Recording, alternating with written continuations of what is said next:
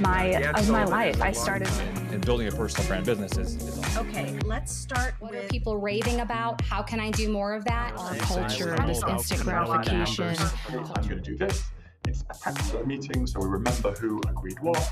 Part 3 of this framework is to create raving fans. It asked, am I Hawaiian? Because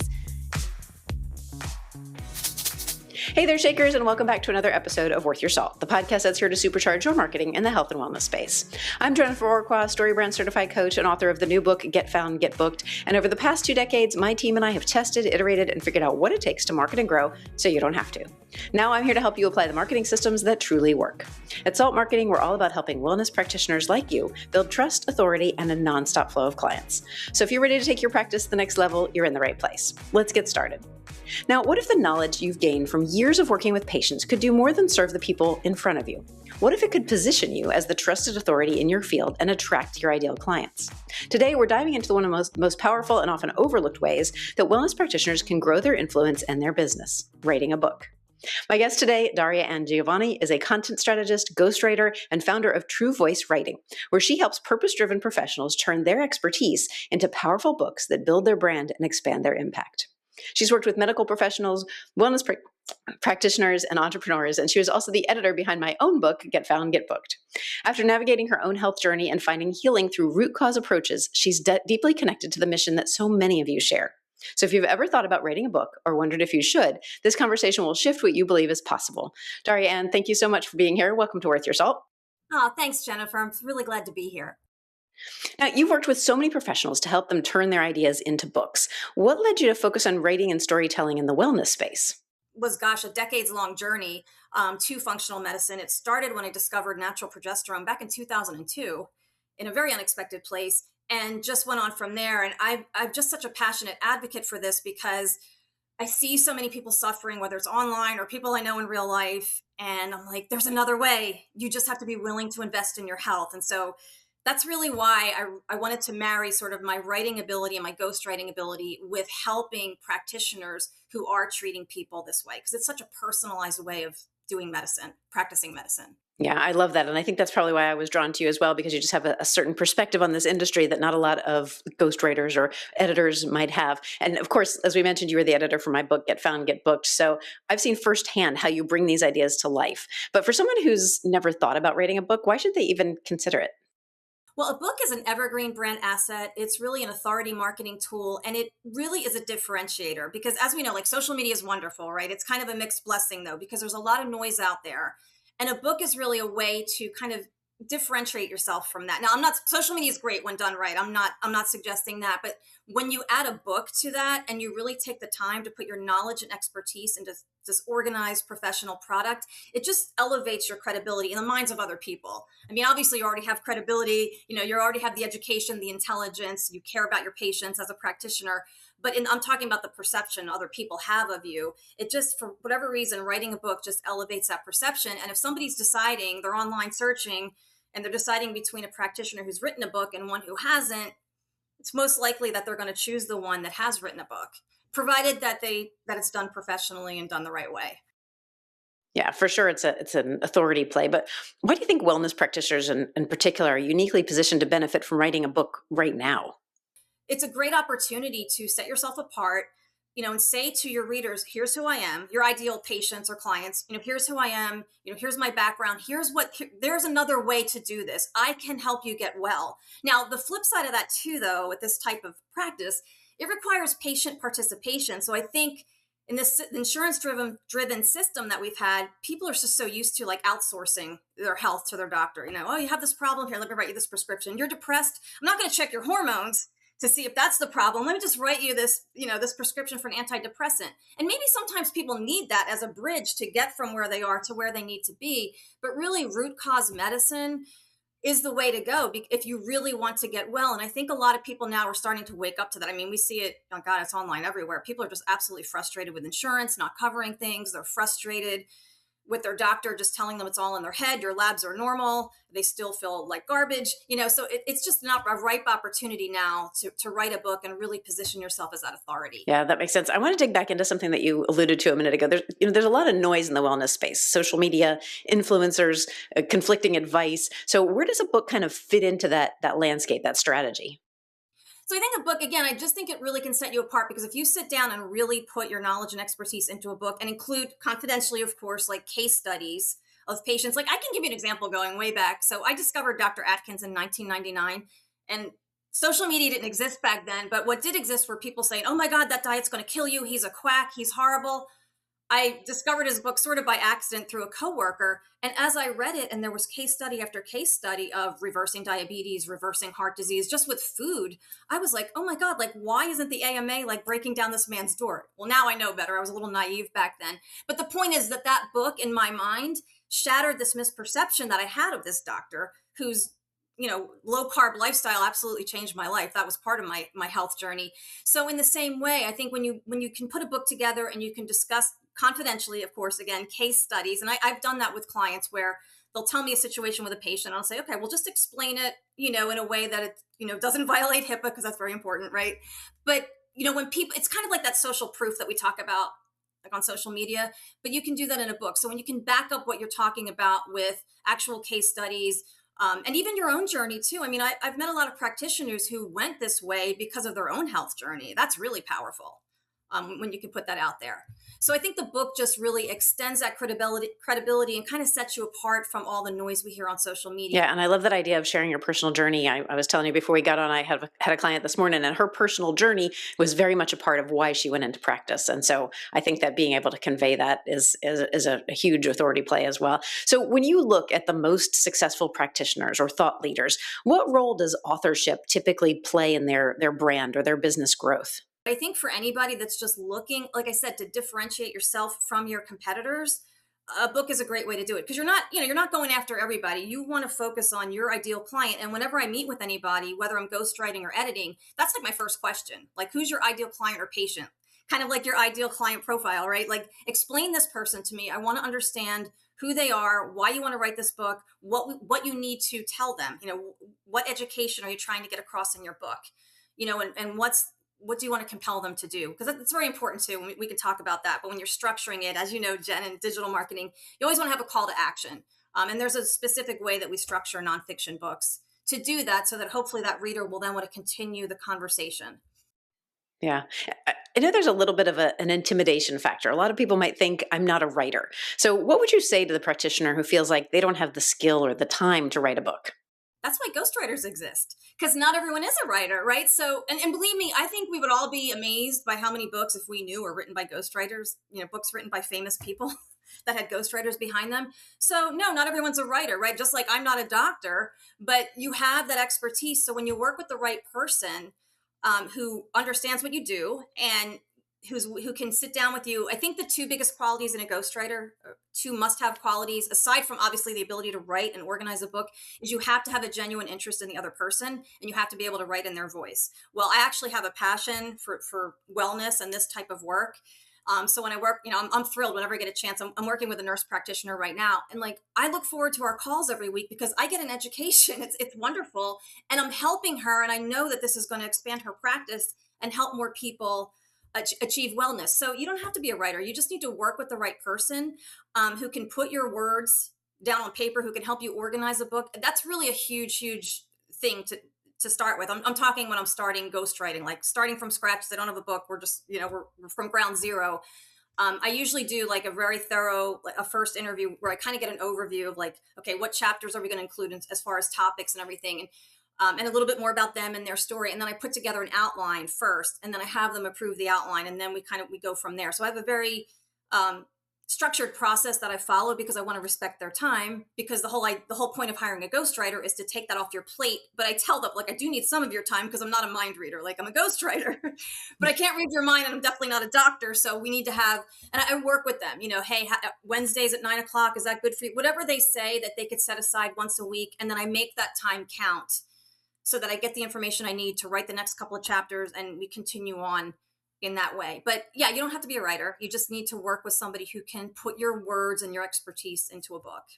Yeah, I love that. I love that. I'm actually fascinated by this because, I came to you with a manuscript and I was like, organize this and help it all make sense. So from your perspective, what separates someone from someone who should be writing a book from somebody who maybe isn't ready yet? How do we tell if we're ready to write a book? No, I know that is a great question. I think, if you're at a point in your business where you're just feeling really stuck or you just feel like you want to break through the next level, you have some years of experience, I think that's a really good time to write a book. Like if you're just getting started, maybe not the best time. I think have sort of a track record, like achieve some success first, just getting back to those case studies. Because I always tell my clients, like, we need to illustrate your point with a real life example. I'm also working with a business attorney right now. And I tell them that too. Like we were talking about different things today. And I'm like, okay, do you have an example of this? Do you have an example of a copyright violation or a client that you helped with this problem? I do the same with every client I work with, whatever their profession is, because you always want to back up what you say. So if you're just really new, you might want to kind of get your practice going, achieve some success, have some patient stories again that we can share confidentially. And because a book can really take you to that next level. So I think you do need a little bit of experience first. And I love how you're reframing a book from something that feels like overwhelming or nice to have into a true strategic asset. It's like something that can elevate your voice, clarify your message, position you as the go-to authority in your space. Yeah, absolutely. I love it. I just think of different clients that I've worked with and they're so happy especially when, I think this feeling too, when you hold that paper back in your hand for the first time, it's just this amazing feeling. And when it's done right, again, like here's the thing, independent publishing has sort of democratized publishing, which is great. But the flip side of that is you must produce a professional product. You cannot skimp on things like cover design. As I've learned, keywords are very different from Amazon than they are with Google. It's different tools that you need. There's similarities, but I use a different software to research keywords for Amazon because we want to make sure that the book can get found. So things like that. But yeah, I don't know. I love the whole process. I love the collaboration. And like I said, I respect people's time. And so we set it up in a way that's not intrusive, that kind of can work with their schedule. And yet at the end of it, they have this great book that, results in more, an expansion of their practice or their business. Yeah, so good. So good. I learned so much from you. I was fascinated by the entire process. I don't know what I would have done as far as like getting seen on Amazon and all of that without you. So really good stuff. All right, right now I have to take a quick break. When we come back, I want to dive deeper into how this actually works, how writing a book translates into real growth for your practice, your brand, and the opportunities that can come from it. There's a reason some wellness practices are fully booked, while others are stuck wondering where their next patient is coming from. Jennifer Orechwa, founder of Salt Marketing, has helped med spas and wellness practices turn scattered marketing into predictable growth. And now she's sharing exactly how in her new book, Get Found, Get Booked.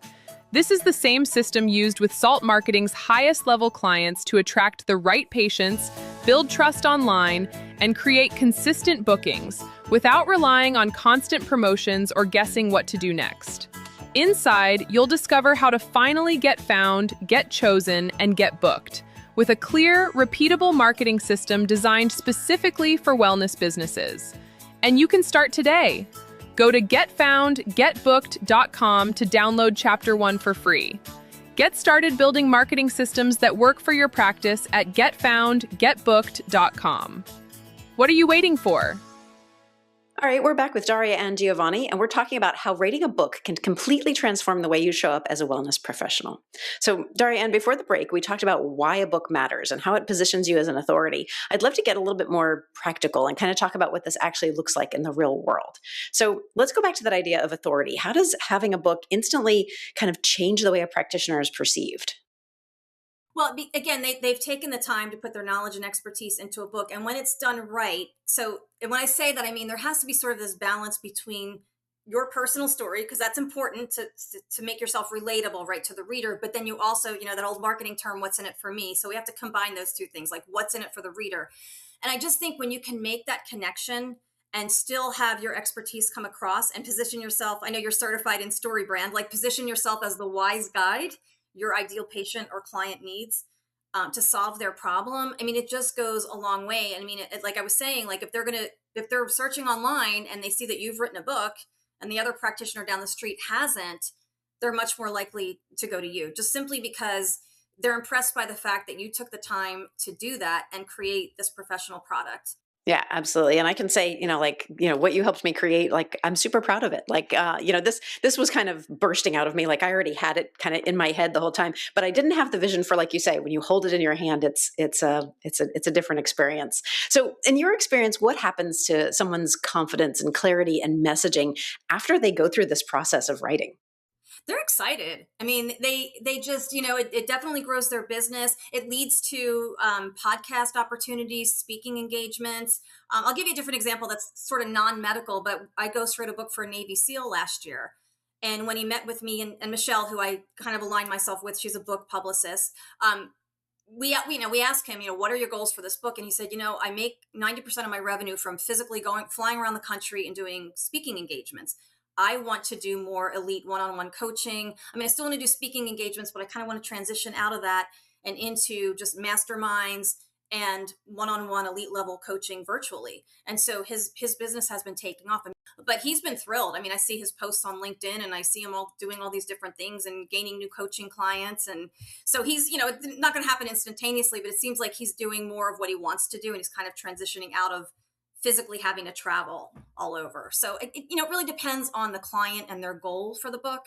Yeah, but let's dig into that a little bit, the idea of positioning, because we talk at Salt Marketing, we talk a lot about building your personal brand as a wellness practitioner, that it's not just the practice, but it's also about you. And so how does a book support a practitioner's personal brand in a way that like social media or a website alone just really can't? I don't know. It's something that's around forever. I don't know. It's different from a podcast. It's something that somebody can reference time and time again and go back to. I mean, I know you could say the same with a podcast, but again, it's that writing things down, especially in something as personal as healthcare. I think having that book and being able to, me personally, I love paperbacks, because I like to take notes and I like to highlight things. It's very different. It's something that it's a reference that somebody can go back to again and again. And so I think it's long. I mean, I do podcasts too. I think podcasts are great. I know in your book, you talk about like doing Instagram videos, which is awesome. And how like that also brings in business. I think the book I don't think it's an either or. I think the book just is like another added, benefit to the client, but I think it has sort of that evergreen quality to it. Yeah, I love that. And you've kind of alluded to this. You've talked about, how it can get you podcast appearances or speaking opportunities. How does having a book really drive business? Like I have seen from mine, and obviously you helped me tremendously in terms of getting it out there and talking to the right people, but partnerships that happen from it. So how can attracting clients, speaking opportunities or partnerships, how can we leverage a book to get those things? Yeah, well, first of all, if I could speak for myself with my book. I mean, I got on some pretty well-known podcasts because I had a book, and it was professional. And like I mentioned, Ben Azadi, I mean, I sent him a physical copy and I said, Ben, he always responds. It's funny. He will respond to comments, but I'm sure he didn't know who I was. Right. But I reached out to him like, hey, I've been listening to your podcast for years. Here's my book, would you consider an editorial review? And he said to me, it was really wonderful. Like, I'll read the book. If I like it, I'll do it. And he did. So, I mean, that's just an example from my life. But I think as a practitioner, if you're trying to get on like these well-known podcasts, a book is a great entree. Again, it instant credibility in the mind of the host this time. Wow, I have a book now. I have something tangible that I can share with my audience. This guest has something valuable to share with my audience. I mean, it's the same thing for getting speaking engagements in person. Again, it just gives you more credibility when you've taken the time to produce a book. One of the things that we talk about at SALT a lot is guiding that customer journey. So where does a book kind of fit as they're thinking about their clients, their patients? How does a book like this kind of fit into that journey of their patients? I hope this answers your question, but I always, when I meet with somebody too, I ask them, what are people's biggest pain points? Like when they come to you or they call you up on the phone, what do you hear? Like, what are they complaining about? It sounds horrible to say it that way, but what symptoms are they sharing? Like in this case, what's bothering them that they need to resolve, and find out like, what's the majority, like who are they trying to attract with this book? Because maybe they want to focus on one particular segment of their practice. It really depends, like men, women, going back to that, or maybe it's a practice that only works with women. I really want to find out like what the biggest pain points are, how this person solves them, what we need to include in the book, and how, those types of things. And then organizing it in a way that's very engaging. Like I said, there's sort of this balance between sharing you as a practitioner, your personal story with what's in it for the reader. Like in every chapter, as you know, we work together, like every chapter has a CTA, because you want people to stay engaged with the book. So they read a chapter and it's not just like move on to the next one. It's like, okay, now stop, ask yourself these questions, whatever the takeaway is of the chapter, and really engage them. But I think it just all goes down to the practitioner, like who are they trying to attract? Maybe they want more of a specific type of patient. And I just need to know what those pain points are so that we can explore those in the book and talk about them and how this person resolves them. Yeah. So how can practitioners use a book as part of a larger content ecosystem? So we talk a lot about, organic and attracting the right people, podcasts, social media. You mentioned, kind of sending the book out. And I had a thought as you were saying that, like sending that to podcast hosts saying, I have a book and I would love to speak to your audience. So what sorts of things have you seen, or do you encourage your writers to use that as part of a larger content ecosystem? Well, just let me say this really quick. I created a media kit for my book, and I can help people do that. That was how I got on these different podcasts. But also, as we know, you could break that down into blogs. They could, if they do video, if they do a podcast or they'd like to do videos, they could break out, certain parts of the book and make like short little videos, like 2 to 3 minute videos on Instagram or YouTube or wherever they like to be, whatever platform they like to use. I mean, it's great. It's press releases. I mean, because you have the book and now you can just it's already broken out. You've got the chapters broken out. It's in a logical progression. And you can choose, you can make blogs out of it. Yeah, brilliant. And I know you encouraged me. We have a section at the end of the book that's sort of like 99 ideas and ways that fit into the framework that I offer, but 99 ways to actually put it into practice. And so I've pulled that out and I'm using that as sort of a lead magnet. So, there's 100 different ways to repurpose it. And I love that. There's also this idea of thought leadership. What does that really mean in the wellness space? How does a book help someone step into that role of a thought leader? Well, I mean, you distinguishing yourself. I mean, you are sharing your knowledge and your expertise in that field, especially if you're the kind of practitioner that stays on the cutting edge. Maybe you do continuing education. You're constantly learning, constantly sharing. I would recommend that people do that anyway, just because things constantly change too. So yeah, again, a book really showcases your knowledge. Again, like the case studies show that you've actually helped other people. I mean, it's kind of like that social proof. I guess that's why I included in the books. Okay, Daria, it's time for another quick break. We'll be right back after this. You're listening to Salt Marketing's Worth Your Salt podcast, where we help wellness entrepreneurs attract, connect with, and nurture their ideal audience so they can grow with confidence. I'm your host, Jennifer Orechwa, and my guest today is Daria Anne DiGiovanni, founder of True Voice Writing. Daria Anne is a content strategist and a ghostwriter who helps wellness professionals and purpose-driven entrepreneurs turn their expertise into powerful books that build authority and expand their impact.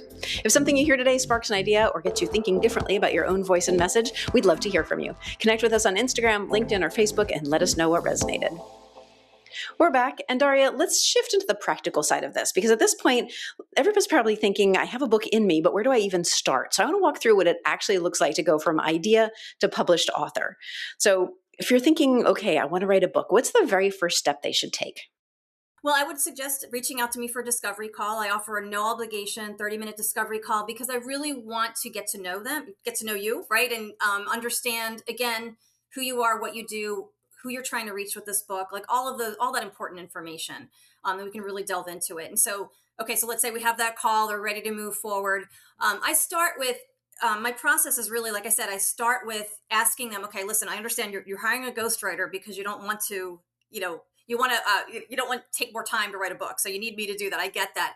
But I also need to interview you. So we work out a schedule. It's a little bit different with every client, but generally I work out a weekly call with them that works for them. So they know, they set that time aside, they know we're going to meet that day, that time. And I'm very focused. And I'm actually creating a ghostwriting course to teach other people how to do this. So one of the things I say is your job is to keep this call focused. Like, yes, hi, how are you? Okay, let's dive into the book, because I respect people's time, especially in the wellness, and healthcare field.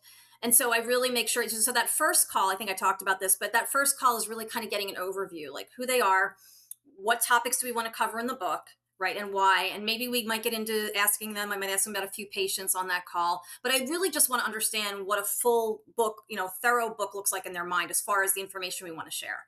And then I get that overview. And, the tools today are great, Zoom recording, I get a transcript, and then I figure out, then outline from there. I kind of look through what we talked about, play it back, put together an outline that I feel like makes sense. Because again, with a book, the books have to have a logical progression or you're going to lose the reader. So it really, one step needs to flow into the next step, as far as the chapters, they need to segue smoothly into the next chapter. And so I get approval on the outline, basically. And then the next week we'll meet and I'll say, okay, let's talk about, again, it depends on the topic, but maybe like the first 2 chapters. Tell me all about, testosterone. I don't know why I keep bringing up testosterone, but, or tell me all about estrogen, whatever the topic is, like, tell me all about this. I ask questions too ahead of time. I kind of put on my investigative reporter hat. I kind of pretend I've never been a reporter, but I pretend that I am, because it really is like who, what, where, when, how, and so I make these calls as productive as possible to respect their time, get the information I need. And usually I'm writing like 2 chapters at a time. And so like I'll do the next call, I'll get all the information I need for the next 2 chapters. I'll write those 2 chapters before we have the next call. And they're able to see those chapters, hopefully, if they have time to review it before our next call. Otherwise, we'll do that together. And I want to say to them in the beginning, like, especially like, am I on track? Like those first 2 chapters are really important. Oh, and the introduction. I follow this formula called 8 steps to a powerful introduction. And there's definitely a formula to it to really grab the reader. And we did that with your book as well. And so I'll usually write an introduction in the first chapter. Let's say those are usually the first 2 things that I write. And I stop there because I want to get their feedback just to make sure I'm on the right track. Like, what do you like? What don't you like? Does this sound like you? Does it not? What do I need to change? And then I get that feedback, and then we just continue on that way. Generally, I like to be done within a 90-day time frame. But so from the time they start, though, let's say 4 months at the latest, they're going to have a book. It'll be ready to go. So. Yeah, love that. And I know one of the things that I needed the most help with was that logical progression, like making sure that this all works together, that the ideas are seamless, that someone can follow along and actually execute on it. I wanted my book to be very actionable. And so you helped me do that. And I know you were just talking about, the who, what, when, where. And Chandler Bolt, I researched a little bit before I worked with you. But in his book, he talks about starting with your why and your reader. How do you help somebody get clear on who their book is for and what kind of transformation it delivers? Well, I would ask them why they went into their practice or their profession, whatever it is they're doing. Like, what motivated you to go into this field? And usually they do have a story, which is great. Actually, the woman I'm working with right now, she has a story. I can't give it away. Again, this is the thing about being a ghostwriter. I have to be very confidential too. But I do. I start with that. And a lot of times it's, I had this problem. I resolved this problem. There's usually a story as to why somebody went into any profession, especially in this field, I think. So I want to do that first. And then again, zero in on the pain points that people are coming to them with and what they want to do, what their goals are for this first book, who their audience is, really get very, very clear on all of those things. Yeah, so good. So good. And I think for a lot of people, one of the biggest obstacles is overwhelm. So getting into like the book is written, how do you break down the process of publicizing it, of getting it out into the world so it feels manageable, even for a busy practitioner? I know that was one of the most overwhelming things for me. So yeah, how do you do that once the book is written? So speaking of strategic partnerships, I have a partnership with my friend Michelle Culp, who is the founder of the Best-Selling Author Program. She herself is a best-selling author. She has written and published multiple books. I like to work with her. And so Michelle has these full service packages where if they need ghostwriting, I'm the ghostwriter, but it also includes formatting, which is basically has to do with the way the book looks on the inside, the interior, professional cover design. So we use a professional designer. The formatting, the cover design, Michelle does a 2-day launch. But even before that, let me back up. The categories is the categories are really tricky with Amazon. Michelle's really a pro at that, setting up the book. We'll even help people, as you know, Balker.com, you have to go get your ISBN number for the paperback. We do that. We help people choose the right keywords on Amazon, like when you're entering the book into, I think you and I got on a call and did that, when you're setting the book up and kind of just navigating that whole Amazon thing, because it can be really confusing. With Michelle, we get them set up, and then she plans a 2-day book launch to get the book to hit bestseller in various categories. And, there's a whole social media campaign that goes along with that and everything. And it's really helpful. And then this is optional. I mean, people can choose to do Amazon ads with her. It's kind of like PPC, but for Amazon, to keep the book visible. But I think, if you get out there and you create a media kit, which I've helped people do, to reach out to those podcasters, identify who they are. I don't want to discount like in-person events too. I mean, especially for a practitioner in this field, in the healthcare field. I mean, I think if you can do a book signing, if you know any local businesses, like a coffee shop or something, that I don't want to ever discount the importance of that in person, especially, for, like I said, for this field where, a handshake in person goes a long way. And, so I think even looking, and I think you talked about that in your book too, Jen, about getting out there into the community. Mm-hmm. I think that's really important. So I wouldn't discount that. And there's a lot of places that want to drive traffic to their establishment that would be willing to do a book signing in bookstores. And even like, getting speaking engagements at local organizations, professional organizations, anything that you belong to, networking groups. And you talked about your process being sort of like a 90-day process as a ghostwriter. But what about somebody who's thinking, I really want to do this myself. Like I don't want to hire a ghostwriter. Is it a realistic timeline to say, writing a book in 90 days is actually possible? You don't make the book too long. So that, unfortunately, I hate to say it, right? I love books. I would read a book of any length if it was interesting. But generally speaking, like around 200 pages is the sweet spot. Maybe a little bit over because it depends on the book. I guess for me, the most important thing is to make sure that the book is not repetitive, but it also contains all the information that should be in there. So it's more a quality than over quantity for me. But generally speaking, around 200 is really the kind of the sweet spot. If you have the writing ability, I would. And even if you don't have time to sit down and write, like we all have smartphones, like dictate into your phone. Like if you have a couple minutes to yourself, do a voice dictation of some ideas that you have. Just get it out. And that the one thing I would recommend too is just get out your ideas, whether you're dictating it or you're opening up a Google Doc. Don't edit, just do a brain dump, just get all the ideas out there and even write down like, okay, here's who I want to attract. I keep going back to that. I know the pain points, just get it all down.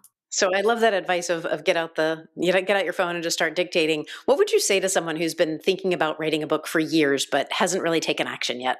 I wouldn't wait. I think it's more important than ever to differentiate yourself in a crowded field because we talked about all the noise. As a practitioner, once again, a book really takes you to that next level and really signals to people, hey, I am an authority in this field, but at the same time, you're approachable. That's another thing too. I mean, the book should be I really try to capture someone's personality, make the book engaging. You want it to sound like, you're talking to a friend. This is a friend, putting their arm on your shoulder and saying, hey, here's some things we can do. Like I said, especially in this field. Yeah. So. And I know you helped me do that too. And I always appreciated that because you'd come to me and say things like, yeah, I read this section and I'd like to go have a cup of coffee with you. So that was definitely very helpful. All right. If you want to learn more about True Voice Writing and how Daria Anne can help you, we'll link everything up in our show notes at saltmarketing.co. But right now it is time for our lightning round questions. And these are a few quick questions that I like to ask of every guest. Are you ready? I'm ready. All right. What's something about you that often surprises people? I used to be a ballroom dance teacher. Like many, many years ago. But remember the movie Dirty Dancing? Mm-hmm. And I did that for several years and it was so much fun. I kind of miss it. But yeah. That seems pretty on brand for you. I like that. All right. What is your favorite thing about the work that you do? I get an education. Every client I work with provides me with an education and it's fun. And I really just love the collaboration that, kind of like back and forth and just learning and just helping somebody. It really makes me feel good to help them bring their book to fruition. Yeah, so good. All right. What's the best piece of advice you've ever been given? Get a writing portfolio. I always knew I wanted to be a writer from the time I was a little kid, but I took a lot of detours and I was really frustrated with the work I was doing. And I belonged to this women's networking group. And one of my good friends, she's still a good friend to this day, said, I'm tired of hearing you talk about this. You need to put together a writing portfolio. Yeah, I still have that. And man, that opened doors for me. So that was really I think that's the best piece of career advice I've gotten. Good advice for sure. All right, last question. Who's inspiring you right now? What's the best book you read recently or what podcast are you listening to? So the most recent book I read is called You GPT Before Chat GPT by Joachim Lepine. It's actually a bestseller right now on Amazon. And the book is very practical. Both of his books have very practical exercises and things that you can do, ways you can use AI to sort of enhance what you're doing and increase your value. So I'm going to say Joe Lepine. Perfect. I love that. If you'll send me the link, we'll link it up in the show notes. Daria Anne, thank you so much for joining me on Worth Your Salt today. Oh, thank you, Jennifer. I really enjoyed it. You're such a gracious host. Thank you so much. I also want to thank you, Salt Nation. And of course, if today's conversation has you thinking I'm ready to take my marketing to the next level, that's exactly why we're here at Salt Marketing. Our Salted Edge system is designed to help wellness practitioners like you attract new clients, convert them into loyal fans, and finally get marketing that works without the guesswork. If you have a great success story, I'd love to talk with you on Worth Your Salt. Tell us about why you're worth your salt by emailing us at grow@saltmarketing.co. Of course, be sure to subscribe to Worth Your Salt so you never miss an episode. Finally, leave us a review or give the show a handful of stars wherever you get your content. That's all for this episode of Worth Your Salt. Be sure to join me again next time. In the meantime, let's get out there and shake things up.